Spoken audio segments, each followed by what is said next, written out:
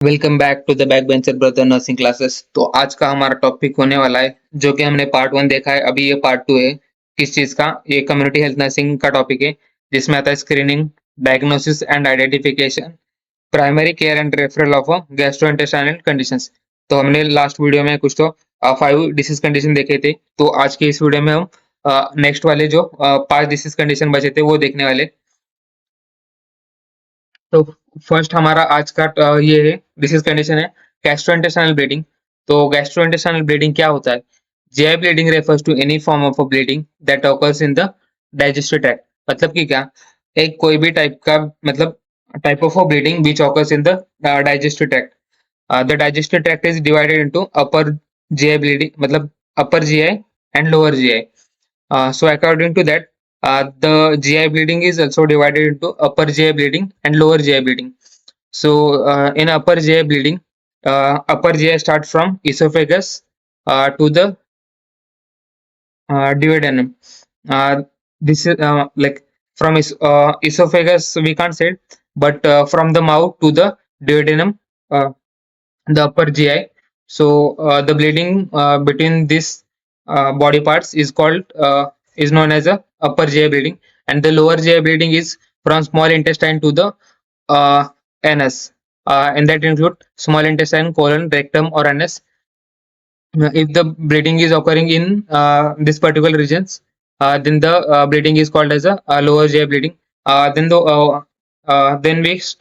we will see the causes of the gastrointestinal bleeding, and that the first is peptic ulcer disease, then esophageal varices, gastritis, hemorrhoids, colorectal cancer, anal fissures.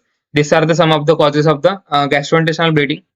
Then next, how will screen and identify the GI bleeding in the community setting. And that the first we will see that observe and ask for. In this, we have to observe the patient and ask some of the question like history. And that first is black or terry stool, then fresh blood in a stool, then vomiting in blood if patient is having vomiting in blood, and signs of anemia. The signs of anemia include pallor, fatigue, shortness of breath. These are the signs of anemia. Then next we will assess about risk factors. In that, NSAID is alcohol intake, then the history of a ulcer or a liver disease. If patient is having ulcer or liver disease, it can cause or lead to bleeding. Then the community health workers can check stool for occult blood using FOBT. FOBT means fecal occult blood test. This is a test, diagnosis test, which is used to assess the presence of the blood clots in the stool. फिर हम आगे देखेंगे diagnosis, complete blood count. तो इसमें देखेंगे CBC क्यों करेंगे हम, हीमोग्लोबिन देखने के लिए। फिर आता है एंडोस्कोपी और कोलोनोस्कोपी, क्यों? टू लोकेट द सोर्स, मतलब कि क्या किस जगह पे ब्लीडिंग हो रहा है वो असेस करने के लिए हम एंडोस्कोपी और कोलोनोस्कोपी चेक करेंगे। फिर आता है डिजिटल रेक्टल एग्जामिनेशन, वो करेंगे। तो अभी हम इसमें प्राइमरी केयर क्या देंगे अगर जीआई ब्लीडिंग हुआ है तो, और कम्युनिटी में हमारे पास पेशेंट आए तो उसको प्राइमरी केयर क्या देंगे वो देखते हैं हम। इसमें फर्स्ट आता है monitor for science of a shock. तो शॉक शॉक के लिए पेशेंट, मतलब असेस करेंगे पेशेंट को। उसमें क्या देखेंगे? लो बीपी और रैपिड पल्स, इसको हम असेस करेंगे। फिर आता है start oral rehydration therapy in a mild cases. Next आता है एजुकेट ऑन अवॉइडिंग एनेस्थेटिक्स और अल्कोहल और स्पाइसी फूड, क्योंकि ये मतलब जो ब्लीडिंग हो रहा है वो गैस्ट्रोइंटेस्टाइनल ट्रैक्ट में है, तो इसकी वजह से कंडीशन वर्सन हो सकती है। जैसे कि एनएसएआईडी, अल्कोहल और स्पाइसी फूड के वजह से वो कंडीशन मतलब वर्सन हो सकती है। तो इसके लिए हमें पेशेंट को बताना है कि अवॉइड करें। फिर आता है provide iron supplement if anaemia suspect presented. मतलब कि क्या, अगर पेशेंट को एनीमिया है, अगर एनीमिया मोस्टली गर्ल्स में रहता है, तो अगर गर्ल कोई पेशेंट आए या फिर फीमेल पेशेंट आए तो उनको अगर एनीमिया प्रेजेंट है तो उनको आयरन सप्लीमेंट्स देने। ये जो आयरन सप्लीमेंट रहेंगे वो एज पर पीएचसी प्रोटोकॉल्स होने चाहिए, ठीक है। फिर आता है रेफरल। अभी रेफरल में क्या करें, मतलब क्या डिसीज, मतलब क्या होगा पेशेंट को, तब हम उसे रेफर करेंगे। सीवियर और एक्यूट ब्लीडिंग, एक्टिव ब्लीडिंग, तो अगर पेशेंट को सीवियर और मतलब कंटिन्यूअसली ब्लीडिंग हो रहा है तो हम उसको हायर क्लिनिक्स को ऑफर कर मतलब रेफरल करेंगे। फिर आता है साइंस ऑफ अ शॉक और वेरी लो हीमोग्लोबिन। अगर पेशेंट को मतलब शॉक के साइन दिख रहे हैं या फिर पेशेंट का हीमोग्लोबिन बहुत ही लो है, तभी हम उसको रेफर करेंगे। सस्पेक्टेड मैलिग्नेंसी और अल्सर रिक्वायरिंग एंडोस्कोपी। अगर हमें कुछ मतलब मैलिग्नेंसी मतलब क्या कैंसर वगैरह या फिर अल्सर रहेगा पेशेंट को, अगर सस्पेक्टेड है पेशेंट, तभी हम उसको रेफर करेंगे। नेक्स्ट हमारा टॉपिक है डिस्पेप्सिया। डिस्पेप्सिया मतलब कि क्या, इंडाइजेशन। तो इसका डेफिनेशन देखते हैं। A set of symptoms due to functional और organic digestive issue involving upper GI tract. GI tract. फिर आते हैं इसके कॉजेस। तो कॉजेस क्या है? Gastric irritation due to spicy food, irregular meals, और एनएसएआईडी और aspirin use. Helicobacteria, helicobacter pylori infection. फिर स्ट्रेस एंड स्मोकिंग और जीआईडी। अगर पेशेंट को गैस्ट्रोएसोफेजियल रिफ्लेक्स डिसीज है तो उसको डिस्पेप्सिया हो सकता है। तो ये कुछ कॉजेस हैं, जैसे कि जीआई इरिटेशन क्यों, स्पाइसी फूड और इरेगुलर मील्स है, एनएसएआईडी या फिर एस्पिरिन के यूज से भी हो सकता है। एच पाइलोरी इन्फेक्शन अगर पेशेंट को हुआ है तो भी उसको डिस्पेप्सिया हो सकता है। अगर पेशेंट स्मोकिंग और स्ट्रेस अंडर है तो उसको हो सकता है, और जीएआरडी होगा तो भी डिस्पेप्सिया हो सकता है। फिर नेक्स्ट स्क्रीनिंग एंड आइडेंटिफिकेशन। अभी कैसे स्क्रीन करेंगे और आइडेंटिफिकेशन करेंगे? तो इसमें आता है आस्क अबाउट, मतलब जनरल हिस्ट्री हम लेंगे पेशेंट का। तो उसमें आता है फर्स्ट अपर एब्डोमिनल डिस्कम्फर्ट। उसमें देखेंगे ब्लोटिंग, फुलनेस, ब्लेंचिंग और नोजिया एसोसिएशन विद मील्स। अगर पेशेंट को अपर एब्डोमिनल में डिस्कम्फर्ट है, उसमें ब्लोटिंग आता है, फुलनेस आता है, ब्लेंचिंग और नोजिया अगर प्रेजेंट है, मतलब इसके रिलेटेड हम उसको क्वेश्चन पूछेंगे। फिर आता है डायग्नोसिस। अभी पेशेंट को मतलब डिस्पेप्सिया है तो हम उसको डायग्नोस कैसे करेंगे? फर्स्ट आता है क्लिनिकल हिस्ट्री इज अ की, मतलब कि अगर हिस्ट्री इज हिस्ट्री एक इम्पॉर्टेंट पॉइंट है डिस्पेप्सिया में। फिर आता है if symptoms persist refer for GI endoscopy. अगर पेशेंट को कंटिन्यूसली ये सिम्टम्स रह रहे जो हमने देखे थे, कि जैसे कि हाँ, सिम्टम्स जैसे कि ब्लोटिंग, फुलनेस, अपर एब्डोमिनल डिस्कम्फर्ट, अगर ये सिम्टम्स दिख रहे हैं तो कंटिन्यूसली है तो उसको हम जीआई एंडोस्कोपी के लिए रेफर करेंगे। और H pylori test if available. अगर हमारे पास एच पाइलोरी टेस्ट के लिए जो भी इक्विपमेंट वगैरह लगते हैं वो अगर प्रेजेंट है तो हम उसका वही कम्युनिटी एरिया में ही असेस करेंगे। फिर आता है प्राइमरी केयर। अगर प्राइमरी केयर में हम अभी क्या देंगे? Educate on lifestyle changes. तो लाइफस्टाइल चेंजेस में हम क्या-क्या बताएँगे? अवॉइड स्पाइसी और ऑयली फूड। स्पाइसी और ऑयली फूड अवॉइड करने के लिए बोलेंगे। कैफ़ीन अवॉइड करने के लिए बोलेंगे। कार्बोनेटेड ड्रिंक्स जैसे कि कोको कोला वगैरह, जो भी कार्बोनेटेड ड्रिंक्स है उसको अवॉइड करेंगे, अवॉइड करने के लिए बोलेंगे। फिर आता है ईट स्मॉल फ्रीक्वेंट मील्स।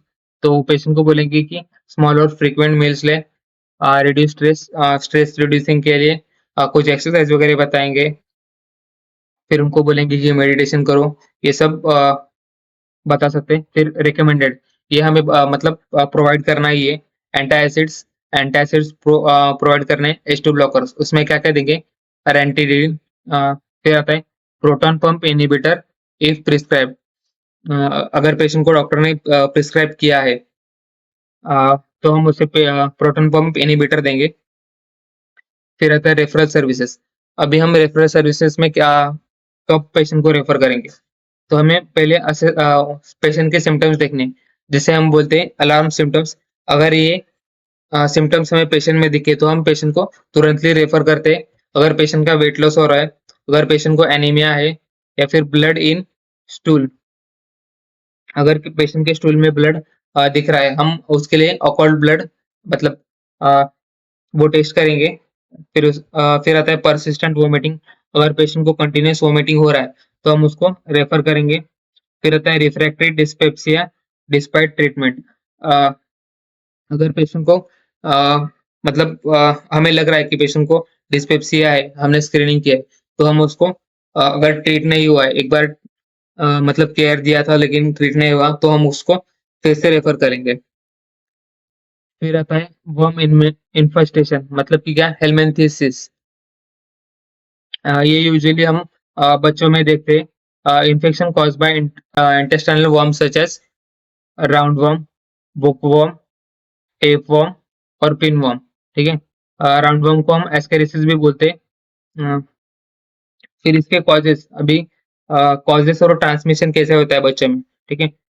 तो फर्स्ट कॉजेस देखेंगे। Injection of a contaminated food और वाटर। अगर बच्चों ने या फिर जो भी पेशेंट है उसने अगर कंटामिनेटेड फूड और वाटर कंज्यूम किया है तो उसके वजह से भी ट्रांसमिट हो सकते हैं। Walking bear foot on a contaminated soil. अगर बच्चा कंटामिनेटेड सॉइल पे मतलब विदाउट चप्पल चला तो उसको वर्म इन्फेस्टेशन हो सकता है। Poor sanitation and hygiene. अगर हमारे कम्युनिटी एरिया में पुअर सैनिटेशन और हैंड हाइजीन का इतना इम्पोर्टेंस नहीं नहीं देते हैं तो भी पेशेंट को वर्म इन्फेस्टेशन हो सकते हैं। फिर अभी हम इसमें स्क्रीनिंग कैसे करेंगे, स्क्रीनिंग और identification. Common in children and poor sanitation areas.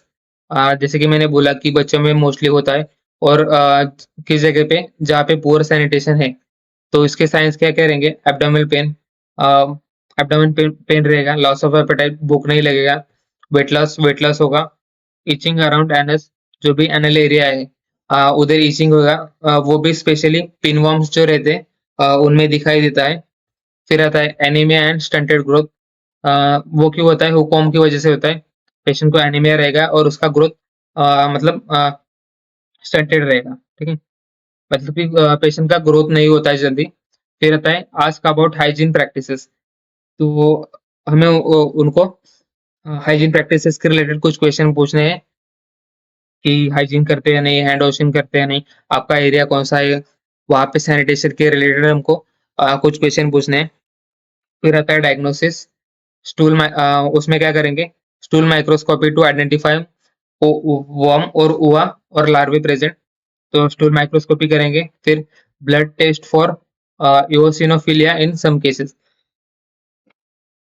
अगर ब्लड टेस्ट करेंगे, क्यों, टू डिटेक्ट इओसिनोफिलिया, जो कि रेयर केसेस में होता है। फिर आता है प्राइमरी केयर। अभी प्राइमरी केयर क्या देंगे, फर्स्ट आता है डिवॉर्मिंग। तो डिवॉर्मिंग में क्या आता है, ये जो डिवॉर्मिंग के मतलब हमारे नेशनल गाइडलाइंस है जिसके अंडर आता है albendazole for albendazole four 400 mg single dose. Albendazole जो है उसका 400 mg का सिंगल डोज देंगे। फिर आता है एवरी 6 मंथ फॉर चिल्ड्रन। मतलब कि यहाँ हर 6 महीने में अल्बेंडाजोल का 400 mg का सिंगल डोज हम देंगे।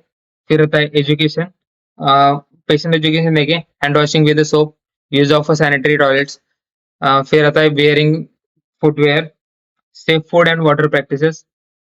देन हमें अभी रेफरल कब करेंगे, हेवी इन्फेस्टेशन और ऑब्स्ट्रक्शन। अगर पेशेंट के एब्डोमेन या फिर जो भी जीआई ट्रैक्ट है अगर उसमें हेवी इन्फेस्टेशन हो गया या फिर ऑब्स्ट्रक्शन हमें दिख रहा है तब हमें उसे रेफर करेंगे। सीवियर एनीमिया और साइंस ऑफ माल न्यूट्रिशन। अगर पेशेंट को एनीमिया है या फिर माल न्यूट्रिशन के साइंस दिख रहे हैं तो हम उसको रेफर करेंगे। Failure to thrive in a children. फिर नेक्स्ट हमारा टॉपिक है हेपेटाइटिस। स्पेशली हम देखेंगे उसमें ए बी और ई। तो हेपेटाइटिस क्यों होता है, it is the inflammation of the liver cause by the virus hepatitis A B C D E. फिर the most common hepatitis are in the community with the poor sanitation are hepatitis A and E. The causes, the contaminated food, water. तो contaminated food और water से क्या होता है, hepatitis A और ई, और blood transfusion, unprotected sex, इससे होता है हेपेटाइटिस बी एंड सी। फिर नीडल शेयरिंग से भी हेपेटाइटिस बी और सी होता है। फिर आते हैं स्क्रीनिंग और आइडेंटिफिकेशन। तो स्क्रीनिंग और आइडेंटिफिकेशन में क्या करेंगे, हम पहले पेशेंट को इंस्पेक्ट करेंगे। उसमें क्या देखेंगे, जॉन्डिस। जॉन्डिस में क्या क्या होता है, येलो आइज और स्किन। फिर fatigue, nausea and dark urine, fever and abdominal pain, अगर पेशेंट को फीवर और एब्डोमिनल पेन है तो। और असेस रिस्क फैक्टर, पेशेंट के लिए मतलब जो भी रिस्क फैक्टर्स रहते हैं उसको असेस करेंगे, unsafe injection, needle needle reuse और पुअर हाइजीन, अगर ये रिस्क फैक्टर है तो। फिर आते हैं डायग्नोसिस के ऊपर। तो डायग्नोसिस में क्या करेंगे, जॉन्डिस किधर होता है, मेनली लिवर में होता है, तो हम LFT करेंगे। फिर हेपेटाइटिस एंटीजन एंटीबॉडी टेस्ट। अभी हेपेटाइटिस एंटीजन एंटीबॉडी टेस्ट में हम क्या करेंगे, HBsAg फॉर हेपेटाइटिस बी के लिए करेंगे HBsAg। फिर आता है anti HIV IgM for hepatitis A. फिर आता है हेपेटाइटिस सी के लिए क्या करेंगे, anti HCV for hepatitis C. ये डायग्नोस्टिक टेस्ट है कुछ। फिर आते हैं हमारे प्राइमरी केयर पे। तो प्राइमरी केयर पे क्या करेंगे, educate on a safe water sanitation and hygiene. फिर पेशेंट को प्रमोट, लाइक उनको बोलेंगे कि बैलेंस डाइट लो और रेस्ट करो। तो उनको बोलेंगे अवॉइड अल्कोहल और liver toxic medications, ensure vaccination for hepatitis B. अगर पेशेंट को हेपेटाइटिस बी का वैक्सीन नहीं दिया है तो उनको वैक्सीनेट करेंगे, और अल्कोहल और लिवर टॉक्सिक जो मेडिकेशन है उनको अवॉइड करने के लिए बोलेंगे। फिर आता है रेफरल। अभी रेफरल में क्या करेंगे, सस्पेक्टेड हेपेटाइटिस बी और सी केसेस। अगर पेशेंट के सराउंडिंग एरिया में अगर पेशेंट कुछ हेपेटाइटिस बी और सी के केसेस है तो उनको रेफर करेंगे। प्रोलॉन्ग जॉन्डिस, अगर जॉन्डिस क्योर नहीं हो रहा है, प्रोलॉन्ग टाइम के लिए है, तो हम उसको रेफर करेंगे। Signs of a liver failure के साइंस दिख रहे हैं, for confirmatory test and antiviral treatment. अगर पे मतलब हमें कंफर्मेटरी टेस्ट करने हैं पेशेंट के ऊपर, तो हम उसको भेज सकते हैं। तो यही थे कुछ गैस्ट्रोइंटेस्टाइनल ट्रैक्ट के डिसीज कंडीशन। वीडियो अच्छी लगी हो तो लाइक और सब्सक्राइब करिए, और अगर आपने पार्ट 1 नहीं देखा है तो पार्ट 1 जाके